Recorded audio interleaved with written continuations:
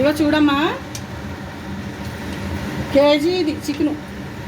ముందు కొంచెం ఏం చేస్తానంటే పసుపు, అల్లం వెల్లుల్లి పేస్టు, సాల్ట్ వేసి బాయిల్ చేసేసాను. బాయిల్ చేసి ఇది ఇప్పుడు వేరుశనగ నూనె వేసి చికెన్ని దోరగా బ్రౌన్ కలర్ వచ్చేదాకా వేపుకుని అప్పుడు ఉన్నాయన్నీ వేయాలన్నమాట. ఇది చికెన్ పచ్చడి. సరే అమ్మా, ఇదిగోమ్మా చూడమ్మా, ముక్క బ్రౌన్ కలర్లోకి వస్తుంది. ఇప్పుడు ఏం చేస్తామంటే ఇప్పుడు అల్లం వెల్లుల్లి పేస్ట్ వేసుకుంటాను ఇందులో. ఎందుకంటే ముక్కలు తీసేసి వేయండి, నేను ఇందులో వేసేస్తాను. ఎందుకంటే ముక్కలకి కొంచెం ఆ ఫ్లేవర్ పడుతుందని. ఇప్పుడు చూడు, అల్లం వెల్లుల్లి పేస్ట్ వేస్తాను. ఒకటి 2 స్పూన్లు వేసాను అనమాట అల్లం వెల్లుల్లి పేస్ట్.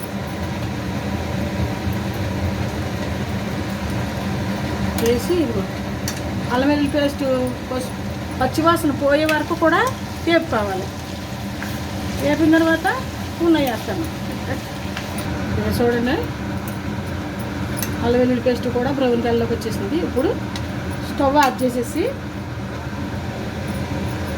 కారం, సాల్ట్, ధనియాలు, ఆవాలు, మెంతులు వేసి జీలకర్ర పొడి చేశాను. ఇందులో కారం, సాల్ట్, పచ్చడి కొంచెం పాడవకుండా టేస్ట్గా ఉండటానికి ఇంకా వేసాను. ఇప్పుడు పొడి వేసేస్తున్నాను. చూడండి,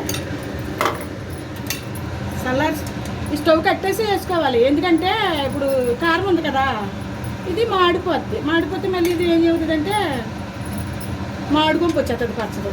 అందుకని నూనెలో అలాగా కొంచెం మగ్గిపోతాయి అన్నమాట. చూడండి, ఇలాగ కలుపుకొని దీన్ని బాగా చల్లారనివ్వాలి. చల్లారేకిన తర్వాత నిమ్మకాయ రసం మనకు పులుపు తగ్గట్టు వేసుకుని మనం ఏదన్నా బాక్స్లోకి స్టోర్ చేసేసుకుంటాం. ఇదిగోండి, ఇదేనండి చికెన్ పచ్చడి. హాయ్ అండి.